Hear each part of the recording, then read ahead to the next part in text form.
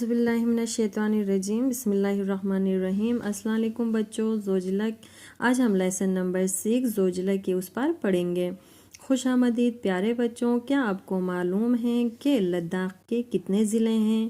ان ضلعوں کے نام لکھیے۔ یہ آپ لوگ اپنے پیرنٹس کی مدد سے، اپنے والدین کی مدد سے آپ لوگ خود لکھیں گے اور معلوم کریں گے۔ ایک زمانہ تھا کہ لداخ تک پہنچنے کے لیے کوئی ایسی سڑک نہ تھی جس پر پہیے دار گاڑی جا سکے۔ بول رہے ہیں کہ ایک وقت ایسا بھی تھا کہ لداخ تک جانے کے لیے، پہنچنے کے لیے کوئی ایسا راستہ، کوئی ایسا سڑک نہیں تھا کہ جس پر پہیے دار یعنی پہیے والی گاڑی چل سکے، جا سکے۔ مشکل سے چند پگ ڈنڈیاں تھیں جن پر سے پیدل مسافر یا گھوڑے گزر سکتے تھے۔ بول رہے ہیں کہ مشکل سے چند پگ ڈنڈیاں تھی۔ پگ ڈنڈی کا مطلب ہوتا ہے کچا راستہ، یعنی چھوٹا سا کچا راستہ جن پر سے پیدل جا سکتے تھے یا انسان، یا گھوڑے گزر سکتے تھے یعنی گھوڑے جا سکتے تھے۔ لیکن اب ہمالیائی سڑک کو کاٹ کر ایک ایسی کشادہ سڑک کی تعمیر کی گئی ہے جس پر گاڑیاں اور ٹرک وغیرہ سری نگر سے جا سکتی ہے۔ بول رہے ہیں کہ لیکن اب اگر اس وقت دیکھا جائے، ہمالیائی کا مطلب ہوتا ہے یہی پہاڑ وغیرہ کاٹ کر ایک ایسی کشادے کا مطلب ہوتا ہے پھیلا ہوا، یعنی بڑا کر دیا ہے سڑک۔ تعمیر کا مطلب ہوتا ہے بنوایا گیا ہے، نیا بنوایا گیا ہے، جس پر گاڑیاں اور ٹرک وغیرہ سری نگر سے جا سکتی ہیں۔ بول رہے ہیں کہ یہی یعنی یہ پہاڑ وغیرہ کاٹ کر ایک ایسی پھیلی ہوئی سڑک بنائی گئی ہے کہ جس پر اب گاڑیاں آرام سے، ٹرک وغیرہ بھی سری نگر سے جا سکتی ہیں۔ سری نگر لیہ روڈ 434 کلومیٹر لمبی ہے، یعنی سری نگر لیہ روڈ 434 کلومیٹر لمبی ہے۔ بہت زیادہ برف باری کے سبب یہ شاہراہ تقریباً 6 ماہ تک آمد و رفت کے لیے معطل رہتی ہے۔ بول رہے ہیں کہ بہت زیادہ برف باری ہونے کی وجہ سے، شاہراہ کا مطلب ہوتا ہے بڑی سڑک، یعنی یہ سڑک 6 ماہ تک، 6 ماہ کا مطلب 6 منتھ تک، ماہ کا مطلب ہوتا ہے منتھ تک، آمد و رفت کے لیے معطل رہتی ہے۔ آمد و رفت کا مطلب ہوتا ہے آنے جانے کے لیے، معطل رہتی ہے کا مطلب ہوتا ہے بیکار رہتا ہے۔ لداخ جانے کے لیے پہلے سونمرگ کا سفر اختیار کرنا پڑتا ہے، جو کہ سری نگر سے 85 کلومیٹر کی دوری اور ستیہ سمندر سے 2730 میٹر کی بلندی پر واقع ہے۔ بول رہے ہیں کہ لداخ جانے کے لیے پہلے سونمرگ سے جانا پڑتا ہے، سفر اختیار کرنا پڑتا ہے، جو کہ سری نگر سے ہے 85 کلومیٹر دور ہے اور ستیہ سمندر سے ہے 2730 میٹر کی بلندی پر واقع ہے۔ سونمرگ سے تقریباً 1 گھنٹے کی سفر کے بعد بالتال نام کا ایک چھوٹا سا گاؤں آتا ہے۔ بائیں جانب زوجلہ کی سڑک ہے۔ بول رہے ہیں کہ جب ہم سونمرگ سے تقریباً 1 گھنٹے کا سفر طے کر لیتے ہیں تو ایک بالتال نام کا ایک چھوٹا سا گاؤں آتا ہے۔ بالتال ایک گاؤں کا نام ہے۔ بالتال نام کا ایک چھوٹا سا گاؤں آتا ہے۔ بائیں جانب زوجلہ کی سڑک ہے۔ بائیں کا مطلب ہوتا ہے لیفٹ، دائیں کا مطلب ہوتا ہے رائٹ، تو بائیں جانب زوجلہ کی سڑک ہے۔ زوجلہ سری نگر لیہ شاہراہ پر ایک سنگ میل کی حیثیت رکھتی ہے۔ بول رہے ہیں کہ زوجلہ سری نگر لیہ شاہراہ پر، یعنی یہ بڑی سڑک پر ایک سنگ میل کی حیثیت رکھتی ہے۔ سنگ میل ویسے تو بولا جاتا ہے وہ پتھر جو راستے کا نشان یا راستہ بتانے کے لیے لگاتے ہیں۔ پہاڑی نالے کے بہنے اور پیسہ گر آنے سے زوجلہ پہاڑی کا سفر دشوار گزار ہوتا ہے۔ بول رہے ہیں کہ جیسے پہاڑی یعنی بارش وغیرہ زیادہ ہونے سے تو یہ پہاڑی سے نالے بہنے لگتا ہے اور اوپر سے پتھریں گرنے لگتی ہیں۔ پہاڑی کا سفر دشوار بھی ہوتا ہے، یعنی سخت ہو جاتا ہے وہاں سے سفر کرنا۔ ایک غیر ملکی کمپنی نے ایک غیر ملکی کمپنی نے سروے کے بعد زوجلا کے قریب ٹنل کے لیے 2 مقامات کی نشاندہی کی ہے۔ بول رہے ہیں کہ ایک غیر ملکی کمپنی، غیر ملکی کا مطلب ہوتا ہے ایک دوسری کنٹری، باہر کی ایک کمپنی نے سروے کیا یعنی ان لوگوں نے سروے کیا کہ زوجلا کے قریب ٹنل کے لیے 2 مقامات کی نشاندہی کی ہے۔ نشاندہی کا مطلب ہوتا ہے خود جس جگہ پر یعنی ہمیں بنانا ہے، جہاں کہاں سے کہاں تک بنانا ہے اس جگہ کا نشاندہی کیا ہے۔ مکمل ہونے سے سرینگر لے شاہراہ پر سال بھر گاڑیوں کی آمد و رفت جاری رہ سکے گی۔ بول رہے ہیں کہ ان لوگوں نے ٹنل کے لیے 2 نشاندہی کی ہے مقامات کی کہ مکمل ہونے پر سرینگر لے شاہراہ پر سال بھر گاڑیوں کی آمد و رفت جاری رہ سکے گی۔ اگر یہ ٹنل بنا تو پورا سال بھر سرینگر سے لداخ تک کی یعنی راستہ ہمیشہ کے لیے کھلا رہے گا، کبھی بھی بند نہیں ہوگا۔ آمد و رفت یعنی آنے جانے کے لیے ہمیشہ کھلا رہے گا۔ زوجلا درے کو عبور کرنے کے بعد انسان ایک الگ ہی دنیا میں پہنچتا ہے۔ بول رہے ہیں کہ جب انسان زوجلا کو عبور کر لیتا ہے، عبور کا مطلب ہوتا ہے درے کا مطلب ہوتا ہے 2 پہاڑیوں کے درمیان کا راستہ، یعنی زوجلا خود 2 پہاڑیوں کے درمیان کے راستے کو بولا جاتا ہے۔ عبور کا مطلب ہوتا ہے گزرنا۔ زوجلا درے کو عبور کرنے کے بعد انسان ایک الگ ہی دنیا میں پہنچتا ہے، یعنی جب زوجلا سے نکل جاتا ہے انسان تو بول رہے ہیں کہ وہ ایک الگ ہی دنیا میں پہنچتا ہے۔ یہاں سے آگے چل کر ہر طرف وادیاں اور وسیع و عریض مرغزار دکھائی دیتے ہیں۔ وادیاں کا مطلب ہوتا ہے جنگل وغیرہ، یعنی یہ گھاس وغیرہ، ہریالی وغیرہ۔ وسیع و عریض مطلب ہوتا ہے پھیلا ہوا۔ مرغزار کا مطلب بھی یہی ہے کہ مطلب گرینری وغیرہ جو ہریالی ہوتا ہے اسے بولا جاتا ہے۔ لداخ حقیقی معنوں میں یہیں سے شروع ہوتا ہے۔ لداخ حقیقی کا مطلب ہوتا ہے اصل معنوں میں یہیں سے شروع ہوتا ہے۔ اس شاہراہ پر لداخ کا پہلا گاؤں مٹائن نظر آتا ہے۔ بول رہے ہیں کہ جب ہم پہلا گاؤں دیکھتے ہیں لداخ کا تو سب سے پہلا گاؤں آتا ہے مٹائن۔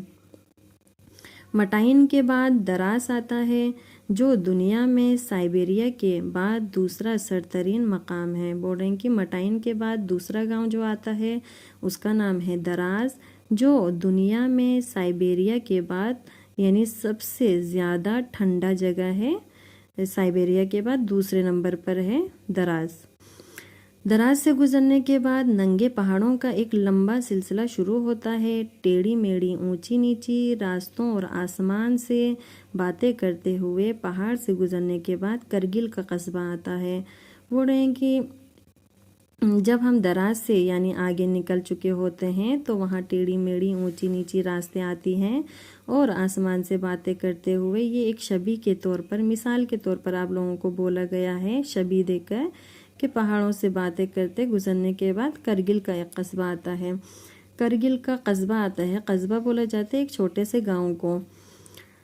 کرگل ننگے پہاڑوں اور تنگ پتھریلی وادیوں کے درمیان بہنے والے دریائے سرو کے کناروں پر آباد ہے۔ بول رہے ہیں کہ کرگل جو جگہ ہے، قصبہ ہے، وہ دریائے سرو کے کنارے آباد ہے۔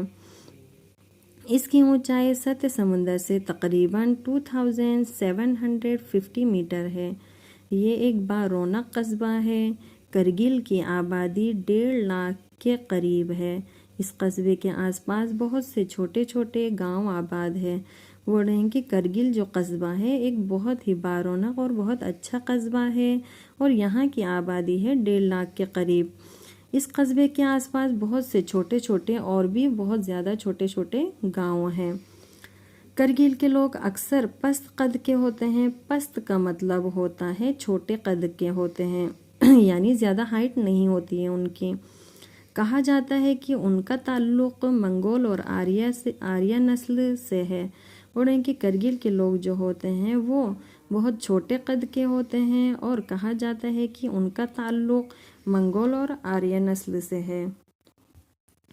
ان کے چہرے گلاب کے مانند کھلے رہتے ہیں۔ یہ ایک تشبیہ دے کر آپ لوگوں کو کہا گیا ہے، ایگزامپل دے کر، مثال دے کر، کسی چیز سے جوڑا گیا ہے، یعنی ہمیشہ کھلا رہتا ہے ان کا چہرہ۔ یہ بڑے باہمت اور زندہ دل لوگ ہیں، بول رہے ہیں کہ یہ لوگ بہت زیادہ ہمت والے لوگ ہوتے ہیں۔ یہ لوگ بڑے مہمان نواز ہوتے ہیں اور مہمانوں کی بھی بہت عزت خاطر کرتے ہیں۔ کرگل میں ہر طرف بید کے درخت نظر آتے ہیں۔ بید ایک درخت کا نام ہے جو عموماً پہاڑوں میں پایا جاتا ہے۔ یہاں چھوٹے سیب، خوبانی اور دوسرے پھلوں کے ساتھ ساتھ جوار اور گیہوں کی پیداوار بھی ہوتی ہے۔ بول رہے ہیں کہ یہاں پر چھوٹے والے سیب اور خوبانی، دوسرے پھلوں اور بھی بہت زیادہ پھل وہاں اگتے ہیں، اور جو گیہوں کی پیداوار بھی بہت زیادہ ہوتی ہے۔ یہاں کے پھل بہت رسدار اور میٹھے ہوتے ہیں۔ یہاں عموماً سال میں 2 فصلیں اگائی جاتی ہے، اور کرگل میں سال میں 2 فصلیں اگائی جاتی ہے۔ یہاں کی خصوصی نمکین چائے، جو کہ روٹی اور شلغم کا شوربہ کافی مشہور ہے۔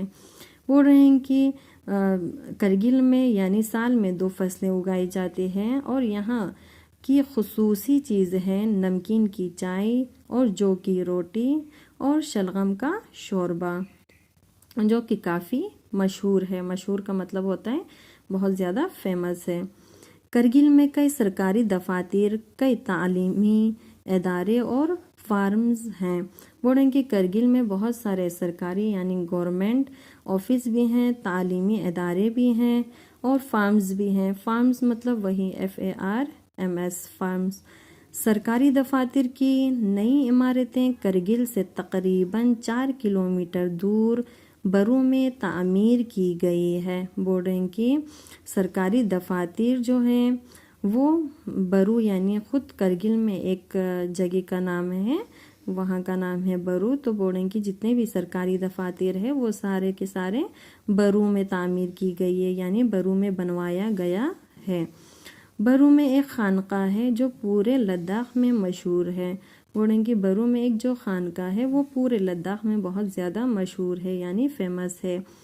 نئی تعمیر شدہ پکی سڑکیں اور ہوائی اڈہ وغیرہ تیز رفتاری سے آنے والی تبدیلی کا منظر بیاں کر رہے ہیں۔ بول رہے ہیں کہ یہ جو نئی تعمیر شدہ اور پکی سڑکیں ہیں اور ہوائی اڈہ وغیرہ تیز رفتاری سے آنے والی تبدیلی یعنی چینجز ہونے کا منظر بیان کر رہا ہے۔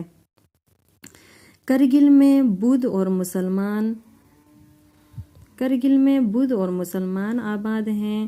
یہاں بدھ وہار، خانقاہیں، گمپے، امام باڑے اور مساجد پہلو پہ پہلو نظر آتے ہیں۔ بول رہے ہیں کہ کرگل میں یعنی بدھ اور مسلمان زیادہ ہیں، یعنی بدھسٹ اور مسلمان زیادہ ہیں۔ یہاں بدھ وہار، خانقاہیں، گومپے، امام باڑے اور مساجد بھی بہت زیادہ نظر آتے ہیں۔ یہاں کا مخصوص لباس کا مطلب ہوتا ہے کلوتھ یعنی کپڑے، لمبا چوغا ہے جسے گنچا کہا جاتا ہے۔ بول رہے ہیں کہ یہاں کا فیمس اور مخصوص جو ہوتا ہے لباس وہ ہے لمبا چوغا جسے گنچا کہا جاتا ہے۔ مرد اور عورت دونوں کمربند کا استعمال کرتے ہیں۔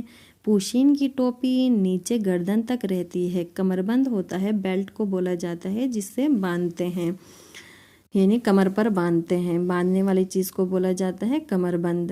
پوشین کی ٹوپی نیچے گردن تک رہتی ہے۔ پوشین کی ٹوپی ویسے تو بولا جاتا ہے یعنی جو ٹھنڈ کے وقت پہنتے ہیں، جو ٹوپی پورا کان وغیرہ اور گردن تک ہمارا ڈھک جاتا ہے اسے کہتے ہیں۔ کچھ لوگ قمیص، کوٹ، پتلون، جیکٹ وغیرہ بھی پہنتے ہیں۔ یہاں کے لوگ بودھی، پرکی اور بلتی بولتے ہیں۔ بول رہے ہیں کہ یہاں کی جو لینگویج ہے، یہاں کی جو زبانیں ہیں وہ ہے بودھی، پرکی اور بلتی۔ کچھ لوگ شینا بھی بولتے ہیں۔ نئی نسل انگریزی اور اردو، ہندی بھی بولتے ہیں۔ بول رہے ہیں کہ کچھ لوگ جو ہیں وہ لوگ شینا بھی بولتے ہیں، اور نئی نسل جو ہے وہ یعنی ابھی کے جنریشن جو ہے وہ لوگ انگریزی اور اردو اور ہندی بھی بول پاتے ہیں۔ کرگل میں آج کل ایک نیا جوش اور ولولہ ہے۔ ولولہ کا مطلب ہوتا ہے جذبہ۔ جوش ہے اور نئی زندگی کی لہریں دوڑ رہی ہیں۔ بول رہے ہیں کہ دن بدن وہاں ترقی ہو رہی ہے، لیکن ترقی کی اس دوڑ میں انہوں نے اپنے ماضی کے ورثے کو فراموش نہیں کیا ہے۔